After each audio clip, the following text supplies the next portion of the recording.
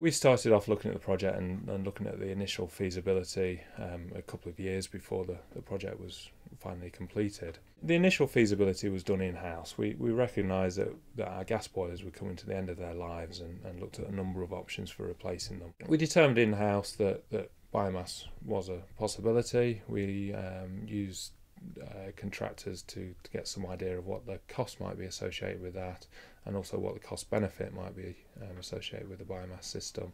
We then took the feasibility a step further and employed a specialist biomass consultant who helped us look at the layout of the site, where we could feasibly install a fuel store, the types of boiler we could fit into the boiler room, how the hydraulic side of things might work, so how the buffer vessel might fit into the system and so on. That helped us to get together a more detailed business case and get that approved by management at the National Park Authority. We employed some more specialist consultants, so we used a mechanical and electrical consultancy to help with the boiler replacement scheme, and we used a structural engineer to help us design the fuel store.